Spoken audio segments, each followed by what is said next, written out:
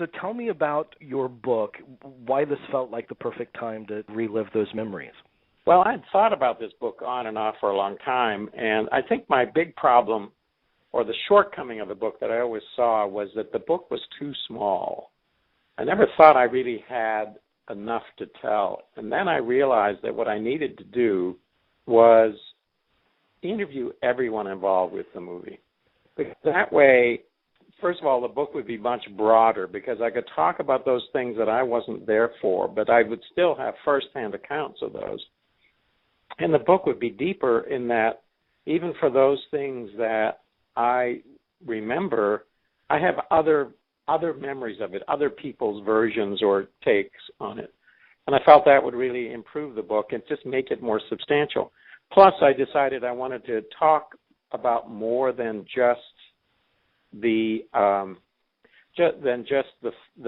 shooting of the film.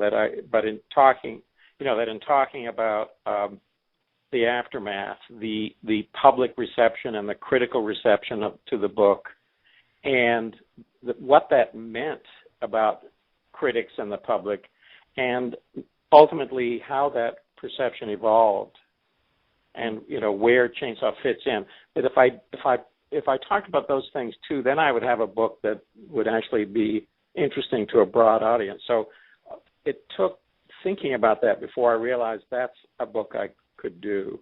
And then I think as members of the cast and crew died, I thought, if I'm going to do this book, I got to do it now. So that's why I did it. What always fascinates me are those occasions where you set out. You probably thought this was a little film. It was a little film. You probably had very little thought in your head that it would become a cultural phenomenon. How does that? When did you first realize it had become that phenomenon, and how did it feel to be a part of it? Did it kind of redefine the experience at all for you? Well, it's funny because you're right. I really didn't know what to expect, and I thought about it when we were filming and immediately after. How do I measure this movie? What has to happen for it to be a success in my mind? And the biggest dream I could imagine for this movie would be that 5 years down the road, there'd be a few hardcore fans that remembered it. So, yes, it was a huge shock when I realized it was so big. And I really didn't realize what this movie was becoming for a long time because I left Texas the year after Chainsaw came out and moved to New England, where I didn't even watch TV for many, many years. And it was really when I went out to L.A. in 1987 and was working on a movie out there, because I had been turning movies down.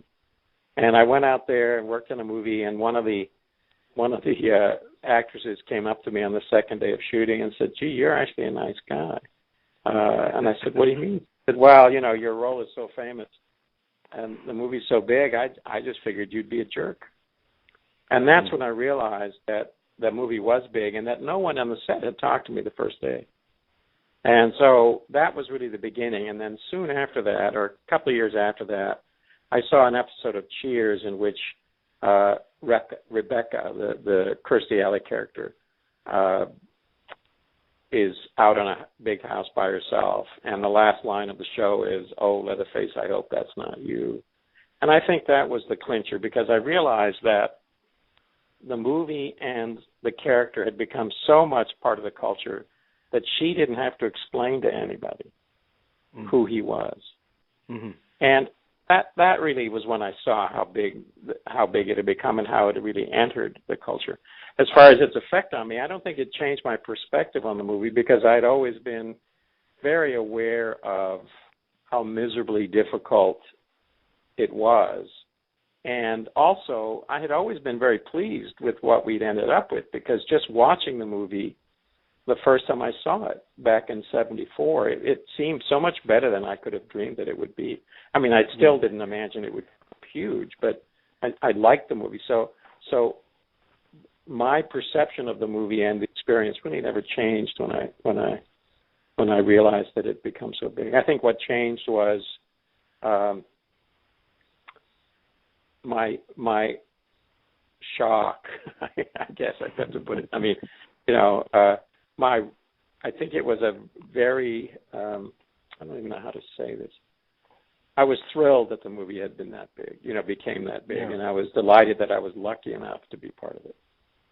Yeah, I mean, more than just the success of being seen so much over the years, it's become a cultural landmark. I mean, it's in the Museum of Modern Art. Leatherface is common vernacular.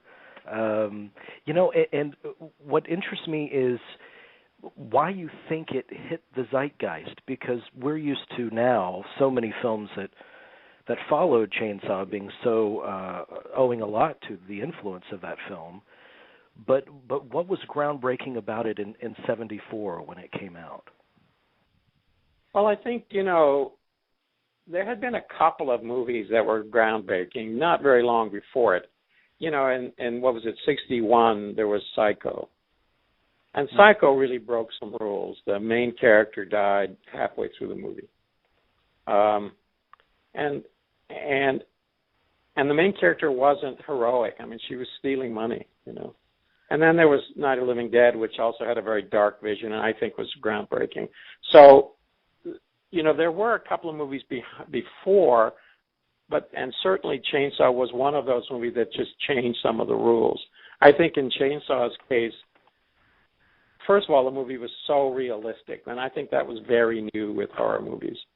It was not an expressionist Murnau movie, I mean, this, you felt like you were watching, and I think that you were in on it, and I think that was a very new thing. It treated death very casually, which I think was new in the sense that the camera never lingers on the image. The camera just moves along like it's in real time, as if the camera and then therefore the eye of the audience is indifferent to death. It just happens. And I think the third element that was really radical was that it was such a nihilistic film. There is no justice at the end of this movie. Although the hitchhiker is killed, the rest of the family get away, and the only survivor is Sally, who is so badly damaged emotionally, it's hard to believe she will ever be normal. And there's also this, you do get a feeling of the dynamic between the family members and between the kids, but it's largely devoid of backstory or motivation.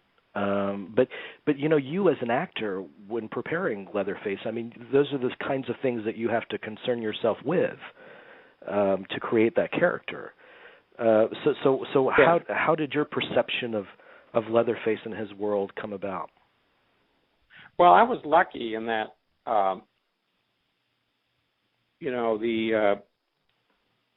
Toby and Kim, the director and the writer, we met when they were deciding whether to cast me, and they told me a lot about the character's personality and his relationship to the family. So they gave me basically my research.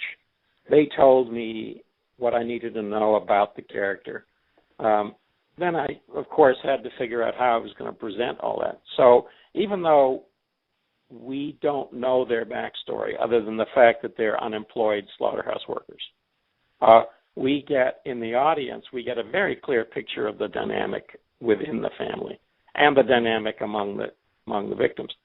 So my job was to figure out how to present that character, and the limitations I had were I had neither face nor voice, so I really had to rely entirely on my body. So the way I prepared for that was I went to a residential school for retarded persons and spent a couple of days walking around, watching the way people moved. I'd spent time there before because my mother worked at a clinic there.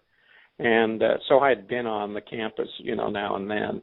And so I just walked around. It was open campus. People, residents were walking around there. And I just watched the way people moved, and I tried to find some posture or postures and some movements that I felt would work for me and find them in these other people. The problem was finding them in a way that made sense. You can sort of acquire a bunch of tics, but if they don't work as a whole, they don't mean much of anything. So that's what I did. I spent a couple of days out there, and then finally, on the second day, one of the staff, there was a couple of staff people walking down the sidewalk, and I sort of slipped into this Leatherface mode to see what would happen, and they walked right past me and looked right through me as if I were just, another resident there. So I felt at that point that maybe I had the character the way I wanted. Yeah. There's something else that John Landis says in your book that I think was terrific. He said, you maybe empathize is too strong of a word. It's not so much that you empathize with Leatherface as so much as, you recognize that this isn't one of those serial killers that kill young people with glee. I mean, he's genuinely worried by what he has to do and wondering what the heck is going on when all of these kids start to show up at his house. Yeah, and I think that what's interesting is, Leatherface, although he's unknowable, and I think that's part of why he's so frightening, he's clearly not merely evil. He's more than just evil. He has some sort of complexity in that he is torn and frightened about doing this, but feels that this is what he must do. And I think this is part of why the movie is compelling, is that the audience is drawn into a certain ambiguity, which is normally you sympathize with the victims.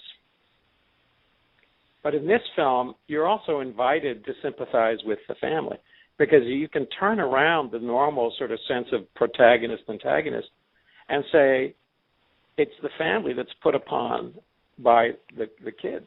It's the kids who come in and invade the home of the family. And that ambiguity, I think, is part of why people continue to look at this movie now.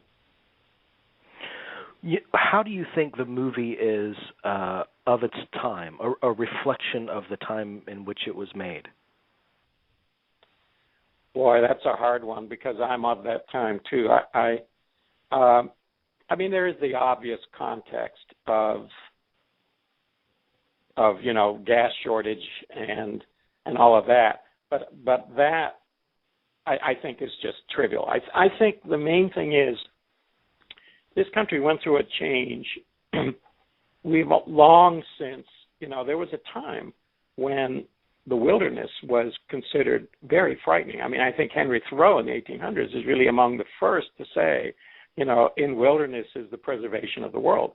And so we always have tended to look at civilized life as safe, and that going out into the wilderness as extremely dangerous. And as time has passed, our notion of that has become, we who live in the city are terribly afraid of country folk, because they are the horrible, masses, and country folk are dangerous to us. And I think that's what you see in this movie. This movie really represents that kind of fear, which really started to end in the 70s and in the late 70s, when we started saying, country life is wonderful and urban life is the evil. But this movie really sees it the other way, which I think is because it was made at the time when that point of view was changing, but hadn't changed yet. And I think that ties it very much to the 70s. I was born in 73, so all of the kind of stuff we're talking about, I only know through reading, but also you're in the midst and in the wake of Vietnam. Did that give a different resonance to a movie where young people are being slaughtered? Well, I think there are those who feel that this movie is about Vietnam, and I never really thought of it that way, but I mean, for myself, but sure, I think that could certainly make sense. And it makes sense also in the larger context that, I said this is a very nihilistic movie, and I think by this point, there are a lot of people saying that something like the war was meaningless. Just like there is no order in this film, that these people died in the war, and that they died in this war for nothing.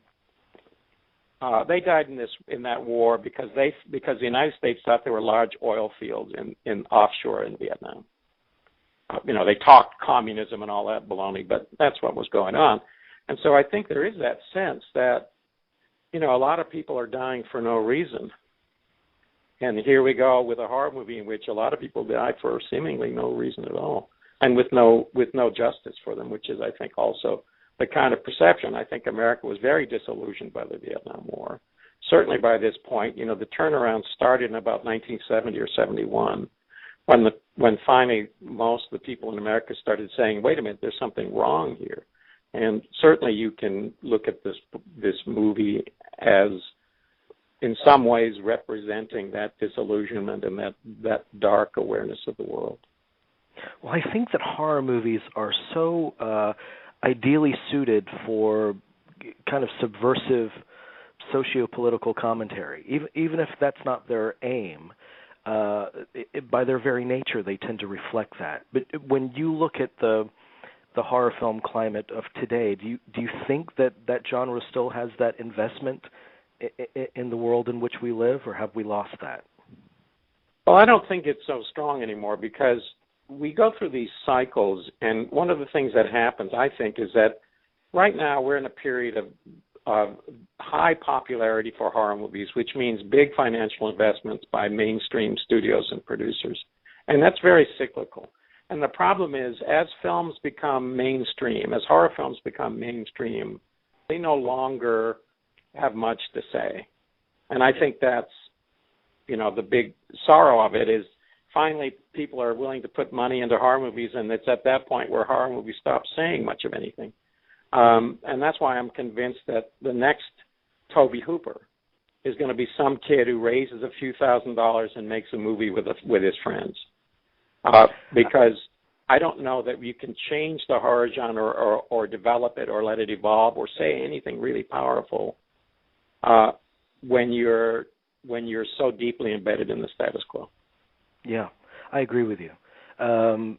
Just the most terrifying scene I've ever experienced in a film is your first appearance, and you speak about it in great detail in your book. Can you just give me a morsel of what it was like to shoot that particular scene where you kill Kirk? Well, it was funny because that is my first time on camera. It was my first scene to shoot. So I was so charged up on adrenaline and so excited and keyed up to do it that I was really hopping back and forth, off camera there. I was just really moving and edgy, and I just was, I was in flight or fight mode, I guess. And so I think part of the reason the scene works so well is because I'm moving very quickly. Some people ask me if that scene's been sped up, which it has not. And I'm just moving so quickly, and I'm so charged up that, I picked him up. I was supposed to just pick up Kirk, just lift him and drag him out of the shot. But actually what I did was I picked him up and threw him out of the shot, and he actually threw him headfirst into a wall. And I think that, that energy shows in that scene. And then, of course, I slammed the door. The door weighed nothing. I mean, it was this piece of sheet metal with a very light wooden framework behind it. But because the way it was constructed, it jammed when I slammed it up against the wall, and so it looked like it must have weighed half a ton because it didn't bounce at all. And then I think the final element that really makes that such a frightening scene is there's a stinger in the soundtrack right there. There's this very deep tone, which is in the same pitch. I think it's like an octave down from the tone you get from the slamming door, and that carries right into the next scene when Pam is out on the swing, and that I think makes it more menacing because you've now carried that menace of the slamming door right out to Pam, who's sitting out in the sunshine. Yeah, and of course being followed by that fantastic tracking shot that's been so revered for many years. We've spoken to Daniel Pearl several times on the show. He's a favorite guest of ours, and the movie is so overwhelmingly powerful when you first see it that it took me many years to actually recognize the great artistic value of it in elements like the photography and the direction and the story structure. The last question I want to ask you is about meeting the fans, because the 40th anniversary is around the corner. I'm sure that you're going to be attending conventions and such with your book and to celebrate the legacy of this film. I'm seeing you in Orlando later this month. Tell me, what does that mean to you? Is that a satisfying experience to you to interact with fans? It really is. It's a great experience. Horror fans are so respectful. They're so devoted to the movies and respectful of the people who work in the movies, in these horror movies, that it's always a pleasure to meet them. And they're also very thoughtful about the movie. I get a lot of the same questions because they don't know I've been asked the question before. But almost invariably, someone will ask me a question that I had not thought of, but really makes me think about the movie in a new way. So I really enjoy, and of course everybody likes to be told how wonderful they are. So I really enjoy going to these conventions. In fact, I have to be careful not to go to too many because I start believing it. But yeah, I think it's terrific. Well, I can't wait to meet with you later this month, and your book is phenomenal, and we'll sell it hard on our website and during our show. And thank you so much for the role you've played in my love of movies. It's meant a lot to me, so thank you. Well, thanks, Jamie.